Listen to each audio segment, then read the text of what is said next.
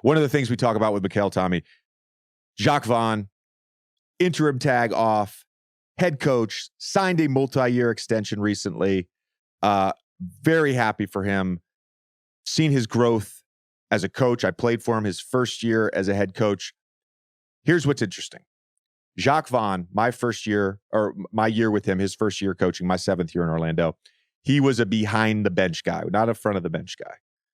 Came in, and I thought he did a great job for given what we had, given the Orlando Magic objective to sort of rebuild. I don't know that we were tanking that year, but we certainly wanted to rebuild after we traded Dwight. Joe Mazzulla also just got the interim tag ripped off. Also just signed a multi-year extension. He was behind the bench last year. And now Joe Mazzulla is coaching the number 1 team in the NBA and is the front runner for Coach of the Year at 34 years old. NBA discourse centers around players all the time, as it should. The players are the stars. The players are the ones that play the game. I don't think it's been talked about enough what Joe Mazzulla has done this year. Do you think that that's because this team is taken with the immense amount of talent that they have, it's being taken for granted a little bit? I think it's been taken for granted because people assume he just inherited, which he did. He inherited a really good team. Yeah. And Brad Stevens, to his credit, Gallinari, I know, got hurt. I liked that addition. I don't think he would help them defensively, but I like that addition because they did need more shooting. Brogdon has been spectacular. I love the Mike Muscala addition. But I want to just break some things down real quick. If you would just give me a minute and a half to talk about Mazzulla ball. Mazzulla ball. What are the differences? From my vantage point as an observer watching the game, I've picked up on a few things. When Rob Williams is not on the court, they play 5 shooters pretty much all the time. They have shooting galore. They have people that can break down a defense. Not just Tatum, not just Jaylen Brown. Malcolm Brogdon can do it. Derek White can do it, right? What they do out of that is zip. Coaches talk about this, players talk about this, good to great. The idea of good to great. You get a kick-out pass, you've got a defender closing at you. Rather than shooting it, if you see a teammate who has no one within 15 to 20 feet, you kick it. Maybe the defense makes a miraculous recovery. You drive it again. It is this perfect balance of aggression, unselfishness, ball movement. That's my vantage point as an observer. Now let's talk about the numbers. Because sometimes people say, well, analytics, eye test. No. Analytics often reinforce the eye test. They often reinforce the eye test. One of the things, they take a lot of threes. A lot of threes. They're second in the league in three-point attempts and three-point makes. Golden State is 1 in those. Three-point percentage, they're 7th. So they have shooting. Assist, they're 6th in the league per game in assists. 26.4. Last year, 14th in the league at 24.8. Oh, okay. So they are passing. They're moving the ball more. Okay. Makes 15.9 3-point makes per game this year. Last year, 13.2. Assist percentage, which is a great stat because that's adjusted to pace. 5th in the league. 63.1% of their possessions end in an assist. Last year, around 60%. 14th in the league last year. Now, what effect has that had on their offense? Okay. Offensive rating, almost 117 points per 100 possession. That's 3rd in the league. Last year, they were great offense, 9th in the league, 113.6. So they're getting 3.3 points per 100 more this year. They started off slow defensively. They were a great defense, especially January on last year. They're now 4th defensively in the league, 3rd best offense. And they have leaned in recently to this idea of creating good three-point shots. Since the start of February, 45.6 threes per game, up from 42.2 for the season. And they're shooting 42.5% from 3 in those games since the start of February. Both of those tops in the league. Tops in the league. 2 years ago, when I would watch the Celtics, I saw a lot of ISO-heavy basketball. I saw a lack of body movement. I saw a lack of ball movement. Ime introduced this idea. Yeah, Joe Mazzulla has doubled down on this. Last fall, even this was like this. Their offense was awesome. And there were times in the playoffs where they stagnated a little bit. Their offense was awesome for the second half of last season. Awesome. I don't have the exact numbers from, let's say, when they were 25-25 and they went 26-6 down the stretch, but it was a great offense. They ended up being 9th overall last year. But he has just doubled down. So what is intriguing to me about Joe, because from what I know, a lot of the guys loved Ime as a coach. He was tough on them. He made them accountable, all that stuff.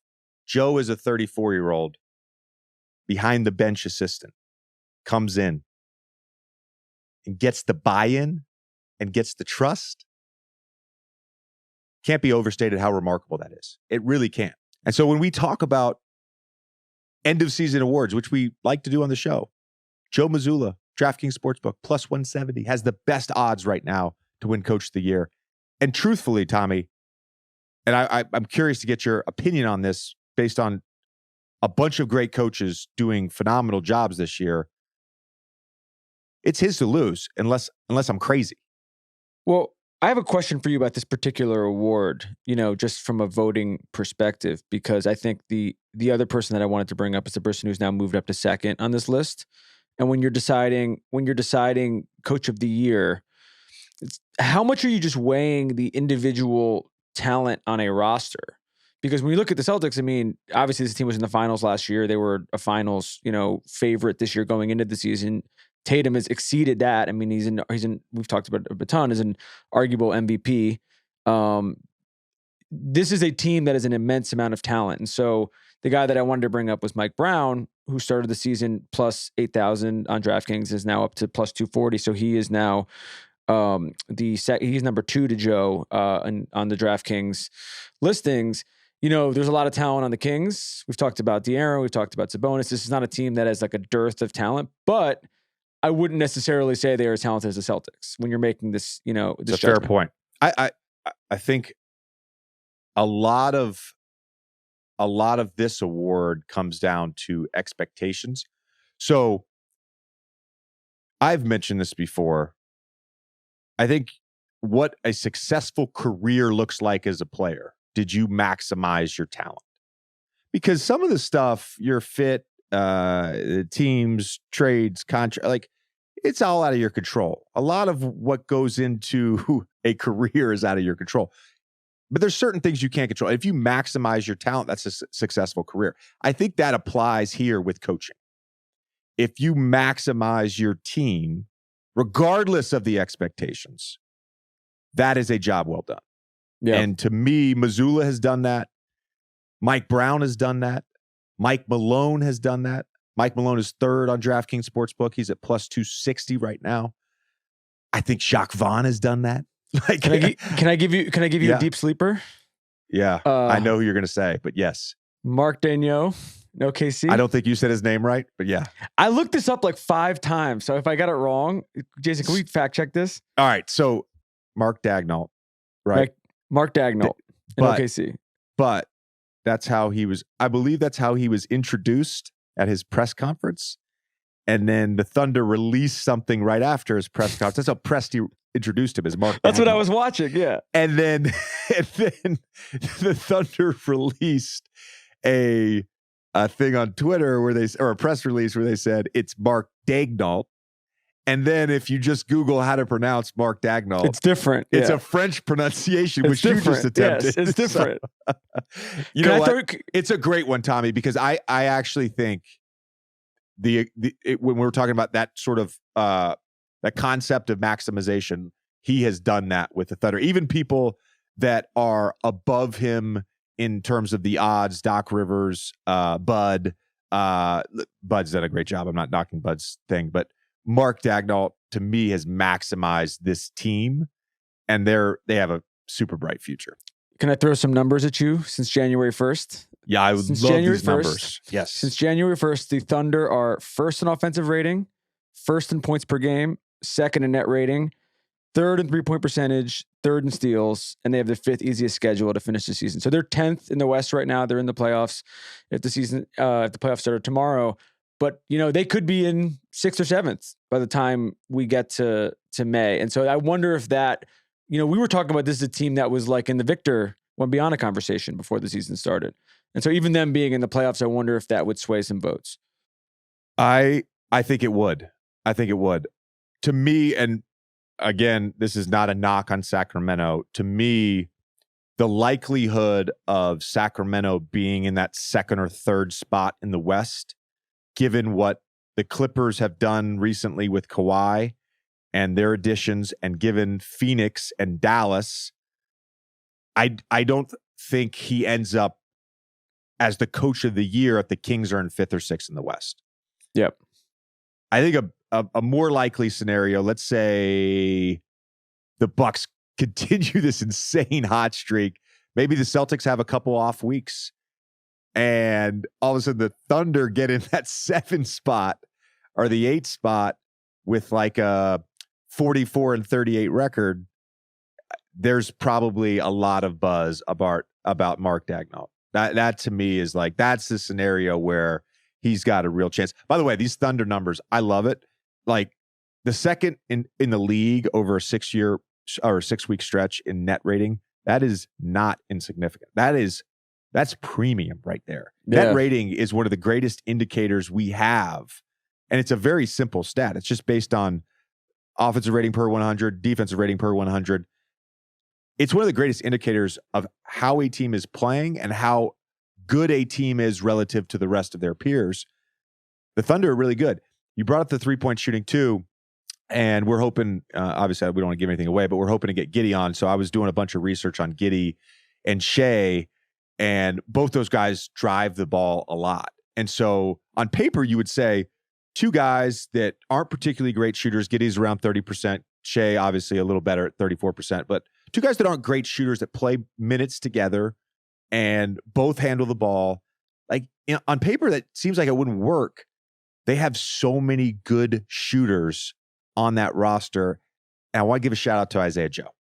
Isaiah Joe shooting 45% going into the All-Star break. The motherfucker should have been in the 3-point contest. I don't know if he turned it down. Yeah. I don't know if the NBA didn't ask. I don't know what the parameters were. Maybe he wasn't planning on going to All-Star weekend, whatever. But he should have been in that contest. He's having a phenomenal season. We should also mention the youngest team in the NBA. The average age is like 23.1 or something like that. Yeah. But and that's another thing with coaching. I mean, these aren't a bunch of vets that have been there and have been through these battles before. It's almost like it's a bunch of young guys who are too young to know any better, and to be intimidated by anybody. Exactly. They got a bright future, and obviously excited to see what Chet Holmgren does next season. NBA fans, it's time to bring the hoops action to the palm of your hand with DraftKings Sportsbook, an official sports betting partner of the NBA. This week, new customers can download the DraftKings Sportsbook app and sign up with code JJ. Right now, you can bet $5 on any pregame moneyline bet and get $150 in bonus bets if your team wins. Only at DraftKings Sportsbook with code JJ. Minimum age and eligibility restrictions apply. See show notes for details.